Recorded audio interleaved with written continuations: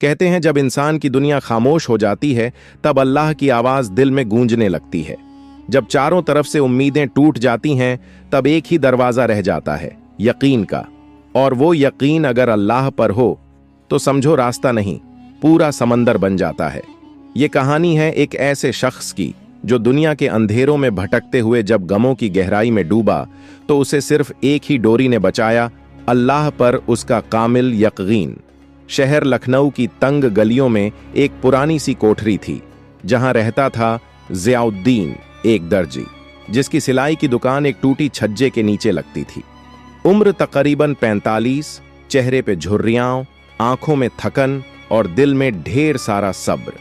लेकिन उसकी सबसे बड़ी दौलत थी उसका यकीन। ज़ियाउद्दीन के पास जिंदगी में ना तो बड़ा मकान था, ना महंगी दुकान, ना कोई खास रिश्तेदार। बीवी 5 साल पहले इंतकाल कर चुकी थी।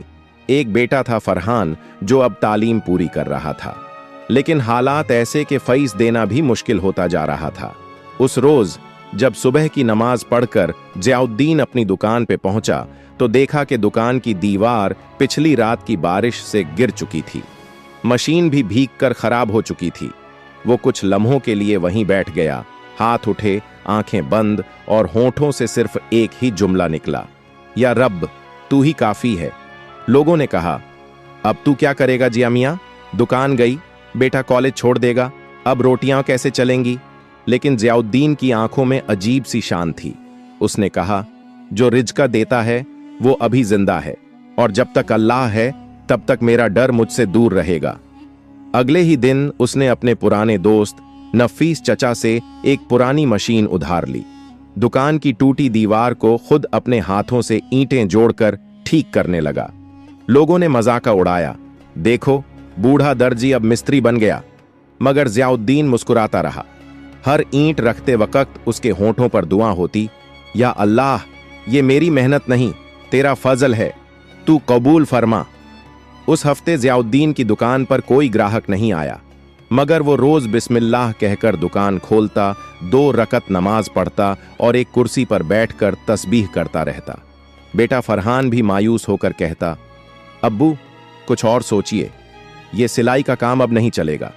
लेकिन ज़ियाउद्दीन ने फरहान के कंधे पर हाथ रखकर कहा, बेटा अल्लाह ताले की चाबी देर से देता है, लेकिन जब देता है तो दरवाजा नहीं, पूरा खजाना खोल देता है।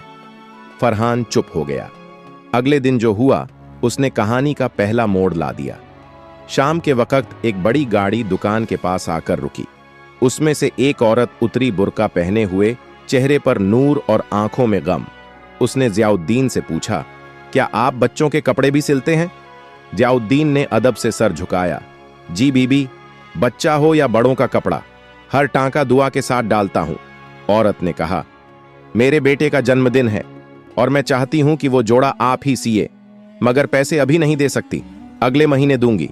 ज़ियाउद्दीन ने मुस्कुराकर जवाब दिया, बीबी हर सिलाई से पहले मेरा हिसाब ऊपर वाला करता है, आप फिक्र न कीजिए, जोड़ा तैयार होगा और बखूबी होगा। अगले 2 दिन ज़ियाउद्दीन ने जैसे इबादत की तरह उस बच्चे का जोड़ा सिया। रेशमी कपड़ा, महीन कढ़ाई और हर टांके में एक दुआ पिरोई, या अल्लाह इस बच्चे की जिंदगी में बरकत दे, इसे नेक राह पर चला। बेशक कपड़े छोटे थे, लेकिन ज़ियाउद्दीन का तजुर्बा बड़ा था। उसने हर टांके में वो मेहनत डाली जो अक्सर लोग शोहरत कमाने में लगाते हैं। तीसरे दिन वो औरत फिर आई, इस बार गाड़ी से नहीं, पैदल। चेहरे पे पर्दा वहीं था, लेकिन आवाज में नम्रता और आंखों में सुकून। जोड़ा हाथ में लिया, देखा और बस एक लम्हे के लिए खामोश हो गई। फिर धीरे से कहा, आपका शुक्रिया, मेरे बेटे के लिए आपने जो किया वो शायद उसके अपने भी न करते। ज़ियाउद्दीन ने बस इतना कहा, बीबी मैंने कुछ नहीं किया, ये तो मेरा फर्ज था, आप बस बेटे को अच्छे इंसान बनाइए, यही मेरी मेहनत की असली मजदूरी होगी। वो औरत कुछ कहे बिना जाने लगी, मगर जाते वक्त एक कागज का लिफाफ छोड़ गई। जब ज़ियाउद्दीन ने उसे खोला तो उसमें 20,000 रुपये थे और साथ में एक चिट्ठी। जिस यकीन से आपने मेरे बिना पैसों के ऑर्डर लिया, उसी यकीन ने मुझे मेरा अल्लाह याद दिला दिया। मैं हूं नसीमा बानो, शहर की सबसे बड़ी स्कूल ट्रस्ट की चेयरपर्सन। आप जैसे लोगों की हमें तलाश थी। अब से आप ही हमारे स्कूल यूनिफॉर्म्स के ऑफिशियल दर्जी होंगे। अल्लाह ने मुझे आपसे मिलवाकर मेरा ईमान ताज़ा कर दिया।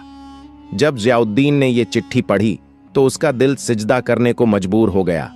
आंसू निकल आए, लेकिन वो आंसू गम के नहीं थे, शुक्राने के थे।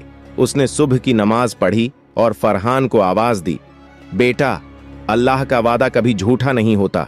देख, बिना मांगे उसने वो दे दिया जो हम सोच भी नहीं सकते थे। फरहान ने वो चिट्ठी पढ़ी और चुपचाप अपने अब्बा से लिपट गया। अब्बू, मुझे माफ कीजिए। मैंने आपसे कहा था कि सिलाई का काम अब नहीं चलेगा, लेकिन आज समझ आया कि जब काम में अल्लाह का नाम हो तो वो काम कभी बंद नहीं होता। कुछ ही हफ्तों में ज़ियाउद्दीन की छोटी सी दुकान के बाहर स्कूल यूनिफॉर्म्स की भीड़ लगने लगी। शहर के कई स्कूलों ने नसीमा बानो की सिफारिश पर उसी से सिलाई का काम शुरू कर दिया। पुरानी मशीन अब 4 मशीनों में बदल गई थी। फरहान ने अब्बा के साथ बैठकर ऑर्डर का हिसाब किताब संभालना शुरू किया, लेकिन अभी सफर खत्म नहीं हुआ था, क्योंकि कुछ हफ्तों बाद नसीमा बानो ने ज़ियाउद्दीन को एक चाय की दावत पर बुलाया और वहीं पर रखा अगला इम्तिहान। ऐसा इम्तिहान जो सिर्फ सच्चे यकीन वालों का होता है। सुबह कुछ अलग थी, हवा में सुकून था और ज़ियाउद्दीन की दुकान पर रौनक। बड़े बड़े स्कूलों के लोग लाइन में खड़े थे। कोई ऑर्डर देने आया था, कोई सलाह लेने और कोई तो बस उसकी दुआ मांगने आया था। इसी भीड़ के बीच एक कार आकर रुकी। बाहर निकली नसीमा बानो, चेहरे पर वही नकाब, लेकिन आंखों में आज एक अलग रोशनी थी। उन्होंने फरहान को मुस्कुराकर कहा, अपने अब्बा से कहिए कि आज शाम 5 बजे हमारे स्कूल ट्रस्ट के ऑफिस में तशरीफ लाएं। एक खास दावत है, सिर्फ उनके लिए। फरहान ने हाथ जोड़ लिए और अंदर जाकर ज़ियाउद्दीन को बताया। ज़ियाउद्दीन सोच में पड़ गया। क्या ये किसी नए काम का सिलसिला है या फिर कोई और इम्तिहान? शाम हुई। ज़ियाउद्दीन ने अपना साफ कुर्ता पायजामा पहना, सिर पर टोपी रखी और दुआ पढ़कर निकला। जब वो स्कूल ट्रस्ट पहुंचा तो अंदर एक बड़ी मेज पर 7-8 लोग बैठे थे। सब बड़े ओहदे के लोग, स्कूलों के प्रिंसिपल, ट्रस्ट के मेंबर और बीच में नसीमा बानो। ज़ियाउद्दीन ने अदब से सलाम किया और एक कोने की कुर्सी पर बैठ गया। तभी नसीमा बानो ने कहा, जनाब ज़ियाउद्दीन साहब, आज हम आपको सिर्फ शुक्रिया कहने नहीं बुलाए हैं। आपके यकीन ने हमें एक नई सोच दी है। आज शहर में ट्रस्ट की एक नई शाखा खुल रही है, एक स्कूल जिसका नाम होगा मदारिसुल यकीन, और हम चाहते हैं कि आप उसके डायरेक्टर बने। एकदम सन्नाटा छा गया। ज़ियाउद्दीन की सांसें जैसे थम गईं। मैं, उसने धीरे से कहा, मैं तो एक दर्जी हूं, सिलाई करता हूं। डायरेक्टर जैसा ओहदा मेरे बस की बात नहीं है। नसीमा बानो ने मुस्कुराकर जवाब दिया, दर्जी हैं, मगर उस रब के धागे से सिलते हैं जो लोगों के टूटे यकीनों को जोड़ता है। हमें ऐसे ही लोगों की जरूरत है जो बच्चों को सिर्फ किताबें नहीं, किरदार भी सिखा सकें। अब इम्तिहान शुरू हुआ। मेज पर बैठे एक साहब बोले, अगर आप ये ओहदा लेते हैं तो हर महीने 50,000 रुपए तनख्वाह होगी, साथ में एक गाड़ी, एक बड़ा घर और स्टाफ भी मिलेगा। मगर एक शर्त है, आपको अब सिलाई छोड़नी होगी। यह सुनते ही ज़ियाउद्दीन के चेहरे की रंगत बदल गई। सिलाई छोड़ दूं? उसने खुद से बुदबुदाया। वो काम जिसमें मैंने हर टांका अल्लाह के नाम पर डाला, वो रोजी जिसे मैं नेकी समझकर करता हूं, सिर्फ ओहदे के लिए उसे छोड़ दूं? सबकी निगाहें उस पर थीं। ज़ियाउद्दीन ने कुछ लम्हों तक खामोशी ओढ़े रखी, फिर बोला, मैं शुक्रगुजार हूं आप सबकी अजमत का और इस ओहदे के ऐलान का, मगर मेरी रिज़्क की चाबी अल्लाह के हाथ में है। अगर वो चाहेगा तो इस सिलाई से ही मुझे वो इज्जत देगा जो ओहदे नहीं दे सकते। मुझे अफसोस है, मगर मैं ये पेशकश नहीं ले सकता। कमरा खामोश था। किसी को यकीन नहीं हुआ कि कोई ऐसा भी जवाब दे सकता है जहां लोग ओहदे के लिए रिश्वत देते हैं, वहां ये आदमी उसे ठुकरा रहा था। नसीमा बानो उठी और उसने सबसे पहले ज़ियाउद्दीन का हाथ चूमा। आपने हमें एक और सबक सिखाया कि इज्जत कभी कुर्सियों से नहीं आती, बल्कि उस यकीन से आती है जो इंसान को अपने रब से जोड़े रखे। बात यहीं खत्म नहीं हुई थी। ज़ियाउद्दीन लौटते वक्त रास्ते में रुका, नमाज पढ़ी और बस एक दुआ की, या रब, अगर तेरा वादा सच्चा है तो तू मुझे कहीं बड़ा बना, लेकिन उसी राह पर रख जहां तेरा नाम जुड़ा हो। और फिर जो हुआ वो पूरे शहर के लिए एक मिसाल बन गया।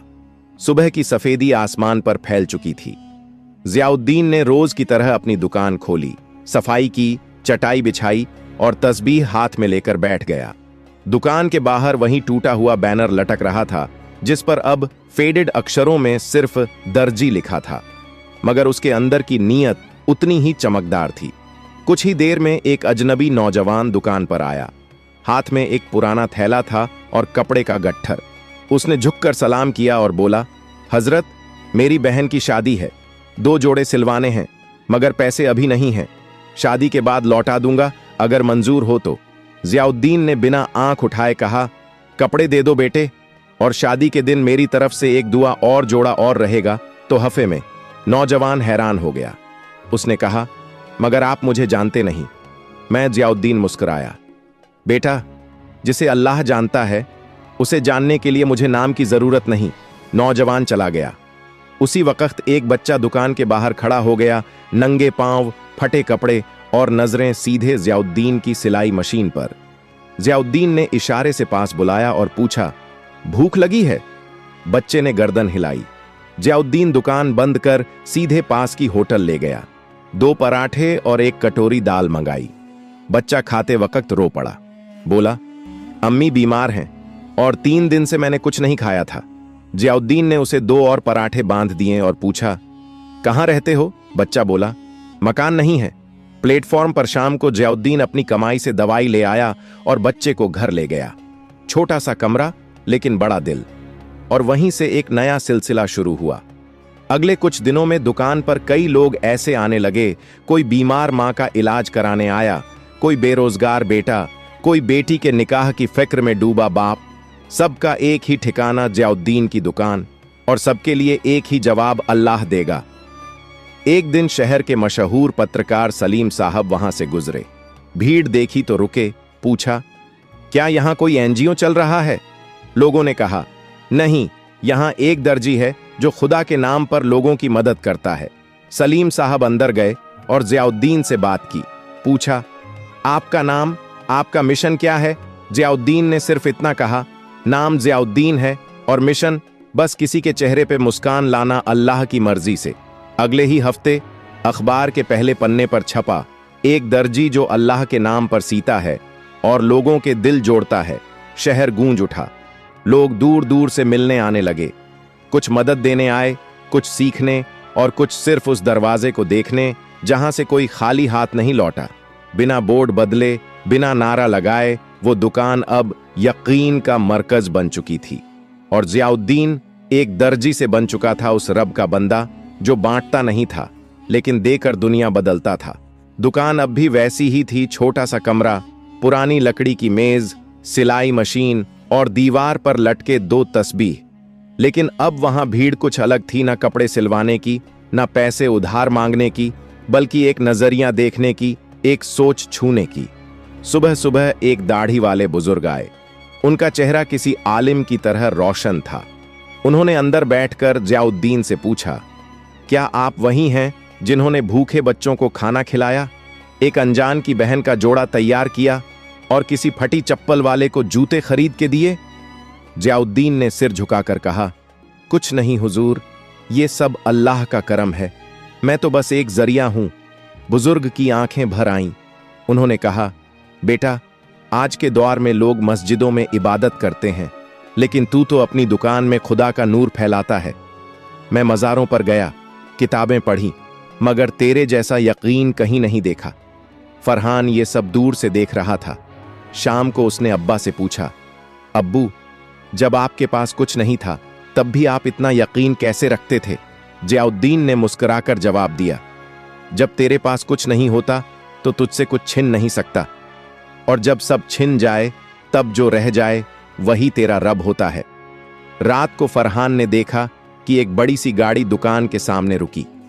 उसमें से उतरे शहर के डिप्टी कमिश्नर, उनके साथ एक टीम थी, कैमरे, कागज, फाइलें। उन्होंने जियाउद्दीन से कहा, सरकार ने आपके काम से मुतासिर होकर एक प्रस्ताव भेजा है। एक नई सरकारी योजना इमदाद ए हुनर में आपको ब्रांड एम्बेसडर बनाने का इरादा है। आप जैसे लोगों के जरिए हम समाज को नई सोच दे सकते हैं। जियाउद्दीन ने बात सुनी लेकिन कुछ जवाब नहीं दिया। चुपचाप अपनी कुर्सी से उठे, कोने में लगे वुजू के लिए पानी के ड्रम से हाथ धोए और दुकान के एक कोने में 2 रकअत नफल नमाज पढ़ने लगे। टीम खामोश खड़ी रही।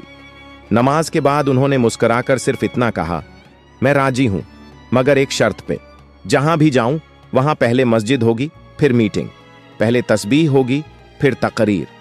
डिप्टी कमिश्नर ने हैरानी से देखा और धीरे से कहा, ऐसे लोग अब किताबों में मिलते हैं, असल जिंदगी में बहुत कम। फरहान की आंखों में आंसू थे। अब्बा ने कंधे पर हाथ रखा और कहा, जब तू अल्लाह से जुड़ता है तो दुनिया तुझसे जुड़ जाती है, मगर जब तू दुनिया से जुड़ता है तो खुदा तुझसे दूर हो जाता है। और अब वो दुकान नहीं रही, वो बन चुकी थी एक मकतब, एक मजहबी जलसगाह, एक हकीकी मदरसा, जहां सिलाई के साथ किरदार सिया जाता था, जहां कपड़े नहीं इंसान तैयार होते थे।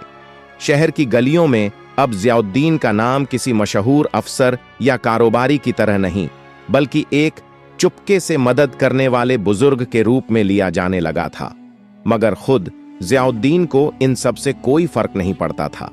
उसकी जिंदगी अब भी वही थी, सुबह नमाज, दुकान की सफाई और फिर तस्बीह के साथ दिन की शुरुआत। फरहान ने एक दिन कहा, अब्बा, हम चाहें तो ये दुकान बड़ी बना सकते हैं, एक नया शोरूम खोलें, एसी लगवाइए, नाम चमकाएं, आप अब ब्रांड हैं। ज़ियाउद्दीन ने मुस्कुराकर बेटे की आंखों में देखा और कहा, बेटा, अल्लाह का नाम जितना सादगी से लिया जाए उतना असर करता है। दुकान बड़ी हो जाए, इसमें बुराई नहीं, मगर नीयत बड़ी रहनी चाहिए, नाम नहीं। जिस रोज ये दुकान मैं से चलने लगे और वो से न चले, उसी रोज इसे बंद कर दूंगा। अगले हफ्ते एक बुजुर्ग मौलाना आए लखनऊ के मशहूर दारुल उलूम से, और उन्होंने कहा कि उनके मदरसे में दीनी तालीम के साथ हुनरमंद बच्चों को सिलाई कढ़ाई की तालीम देने के लिए किसी ऐसे शख्स की जरूरत है जो हुनर के साथ यकीन भी सिखा सके। हमारे बच्चे कुरान तो पढ़ते हैं, मगर जिंदगी सीने वाला कोई नहीं। हमें दरकार है ऐसे उस्ताद की जो उन्हें खुददारी, सब्र और तवक्कुल सिखा सके। ज़ियाउद्दीन ने बिना देर किए हामी भर दी।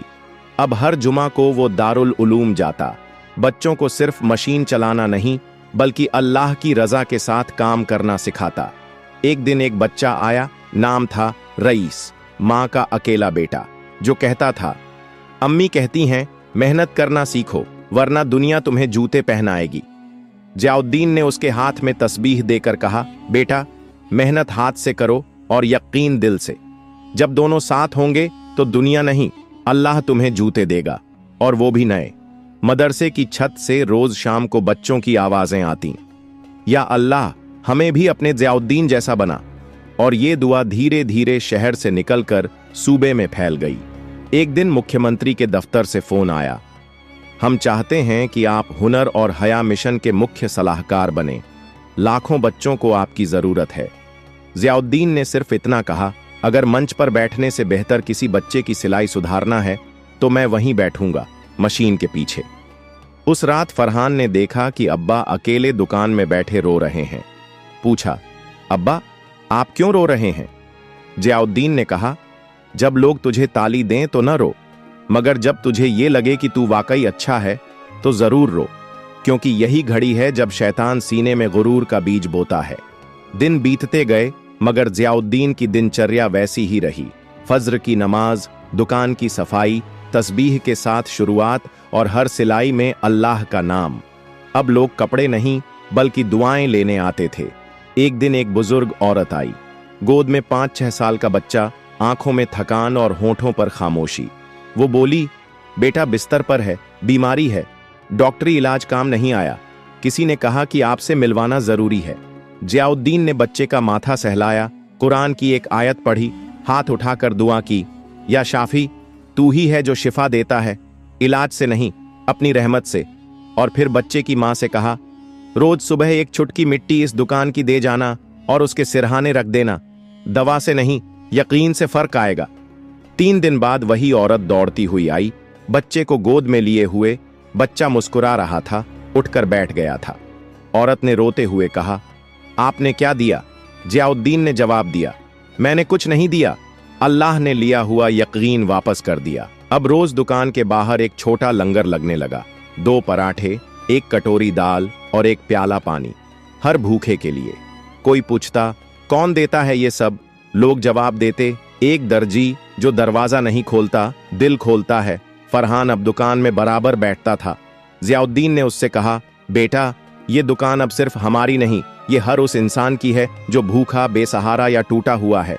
इसे नाम से नहीं, काम से जिंदा रखना। एक दिन एक बुजुर्ग तिब्बी हकीम आए। उन्होंने कहा, मैंने कई मर्जों का इलाज किया है, लेकिन यहां जो रूहानी सुकून है वो कहीं नहीं मिलता। क्या मैं कुछ वक्त यहां बैठा करूं?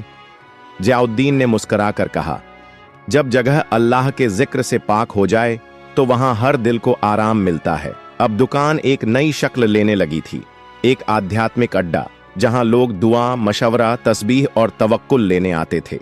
सिलाई अब भी होती थी, मगर साथ साथ रिश्ते भी सिए जाते थे। एक शाम फरहान ने पूछा, अब्बा, क्या आप चाहते हैं कि यह दुकान बड़ी हो, नाम फैले? जियाउद्दीन ने कहा, नाम अगर फैले तो अल्लाह का फैले, और दुकान अगर बड़ी हो तो किसी भूखे के साए से बड़ी ना हो। दोपहर की तेज धूप थी। जियाउद्दीन दुकान के अंदर बैठे सिलाई कर रहे थे।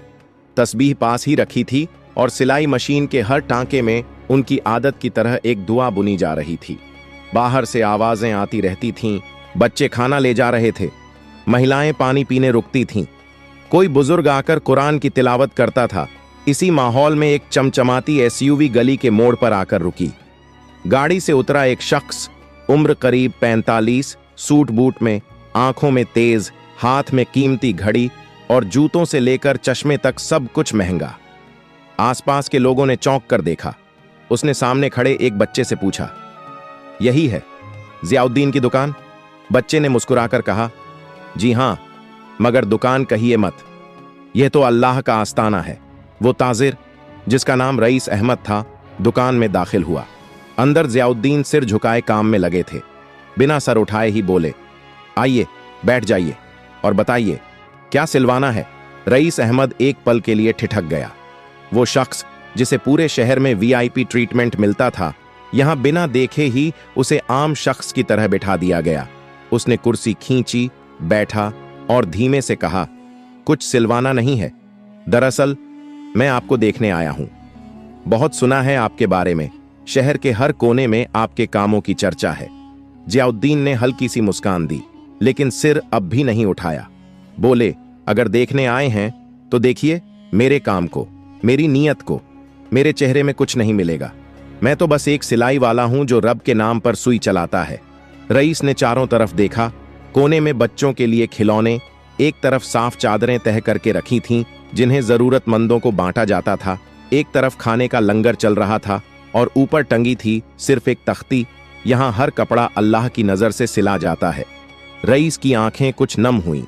उसने कहा, मैंने करोड़ों कमाए हैं, बड़े बड़े शोरूम, गाड़ी, बंगले, लेकिन आज तक चैन नहीं आया। दिल की बेचैनी कम नहीं होती। आज यहां आकर महसूस हुआ कि सुकून जमीन पर बैठकर भी मिल सकता है, अगर नीयत पाक हो। जियाउद्दीन ने अब पहली बार उसकी तरफ देखा, आंखें गहरी लेकिन नर्म। बोले, ताजिर साहब, दौलत कमाने में बुराई नहीं, मगर अगर दौलत दिल के ऊपर बैठ जाए तो सुकून वहीं दम तोड़ देता है। दौलत से रोटी मिलती है, मगर दुआ से बरकत मिलती है, और बरकत वहीं मिलती है जहां दिल नम्र हो और हाथ खुले। रईस ने कुछ सोचते हुए जेब से एक चेक निकाला, 50 लाख रुपए का, और कहा, यह मेरी तरफ से आपके कामों के लिए। आप चाहें तो इससे अपनी दुकान को बड़ा बना सकते हैं, लंगर बढ़ा सकते हैं, जो चाहें। जियाउद्दीन ने चुपचाप चेक देखा और फिर उसे मोड़कर वापस उसकी जेब में रख दिया। साहब, जो लंगर अल्लाह चला रहा है उसे इंसानों की तिजोरी की जरूरत नहीं। अगर आप वाकई देना चाहते हैं तो हर महीने एक गरीब के लिए राशन बांटिए, एक बच्चे की तालीम का खर्च उठाइए या किसी के इलाज का जिम्मा लीजिए। नाम हमारा नहीं, नेकियां आपकी हों। रईस कुछ देर चुप रहा, फिर पहली बार जमीन पर बैठ गया, कुर्सी से नीचे। हाथ जोड़कर कहा, आज मैंने एक वली से मुलाकात की है। मैं अब ताजिर नहीं, सिर्फ एक इंसान बनकर जिंदगी जीना चाहता हूं। वो दिन था जब एक अमीर ताजिर ने इस दुकान से लौटते वक्त अपने जूतों से ज्यादा एक तस्बीह को अहमियत दी। अब दुकान में ताजिरों के नाम नहीं पूछे जाते थे, सिर्फ दिल की हालत देखी जाती थी। शाम ढल चुकी थी। सूरज की आखिरी किरणें जियाउद्दीन की दुकान की दीवारों पर सुनहरी चमक बिखेर रही थीं। चिड़ियाओं लौट रही थीं, बच्चे खाना बांटकर वापस बैठ चुके थे और तस्बीह की खनक हवा में धीरे धीरे गूंज रही थी। मगर आज माहौल कुछ ज्यादा खामोश था। फरहान ने देखा कि अब्बा सामने की कुर्सी पर बैठे हैं, आंखें बंद, तस्बीह हाथ में, होंठ हिल रहे हैं लेकिन आवाज नहीं आ रही। धीरे से पास गया और कंधे पर हाथ रखा। जियाउद्दीन ने आंखें खोलीं, एक गहरी सांस ली और बोले, बेटा, लगता है अब मेरा सिलसिला पूरा होने वाला है। फरहान कांप गया। अब्बा, ऐसी बात मत कीजिए। जियाउद्दीन ने बहुत प्यार से मुस्कुराते हुए कहा, मौत से डर नहीं लगता बेटा। मैंने पूरी जिंदगी उस अल्लाह के भरोसे गुजारी है जिसने हर लम्हा मुझे उठाया, संभाला। अब जब बुला रहा है तो क्या मुंह मोड़ूं? उन्होंने उठकर वुजू किया, 2 रकत नमाज अदा की और फिर दुकान के कोने में बैठ गए। रात के वक्त दुकान के बाहर एक आदमी आया, नंगे पांव, आंखों में पानी, हाथ कांपते हुए। कहने लगा, मैं लुट गया हूं, घर उजड़ गया, जीने का कोई रास्ता नहीं बचा। जियाउद्दीन ने उसे अंदर बुलाया, पानी दिया और एक पुराना कुर्ता निकालकर उसके कंधों पर रख दिया। बेटा, जब सब कुछ छिन जाए तो समझो कि अब सिर्फ अल्लाह रह गया है, और जब अल्लाह रह गया है तो सब कुछ दोबारा मिल सकता है। आदमी फूट फूट कर रो पड़ा। जियाउद्दीन ने उसके सिर पर हाथ रखा और धीरे से पढ़ा, ला तखफ इन्नल्लाह माना, मत डर, अल्लाह हमारे साथ है। उस आदमी ने कहा, क्या मैं रोज यहां आ सकता हूं? जियाउद्दीन ने कहा, यह जगह मेरी नहीं, अल्लाह की है। यहां आने से पहले इज्जत लाओ, नाम नहीं। रात गहरी हो चली थी। फरहान दुकान बंद करने आया तो देखा अब्बा वहीं बैठे बैठे सो गए हैं। तस्बीह हाथ में है और चेहरे पर एक रूहानी चमक है, जैसे कोई सुकून की चादर ओढ़कर मुस्कुरा रहा हो। पास गया, हल्का सा झुका, अब्बा। लेकिन अब्बा की रूह अब सफर पर जा चुकी थी। अगले दिन शहर की सुबह कुछ और थी। अखबार की पहली सुर्खी थी, एक दर्जी चला गया मगर पीछे छोड़ गया यकीन का खजाना। उनकी दुकान के सामने हजारों लोग जमा हुए। कोई बच्चे जिन्हें उन्होंने कपड़े दिए थे, कोई माँ जिनकी दवाई के लिए उन्होंने चुपचाप पैसे भेजे थे, कोई वो ताजिर जिसने उन्हें सजदा किया था। हर चेहरा गीला, हर हाथ दुआ में उठा हुआ। उनकी तस्बीह अब दुकान की दीवार पर टंगी थी। फरहान ने दुकान को बंद नहीं किया, बल्कि एक नया बोर्ड लगाया, दर्जी साहब नहीं रहे, मगर उनका यकीन अब भी यहां सिलाई करता है। कभी किसी गली में कोई भूखा बच्चा आज भी पूछता है, क्या यहां वो बुजुर्ग रहते हैं जो बिना नाम पूछे रोटी देते थे? तो जवाब आता है, वो नहीं रहे, मगर उनकी खुशबू अब भी इस हवा में है, क्योंकि यकीन मरता नहीं, वो बस एक दिल से दूसरे दिल तक सफर करता है।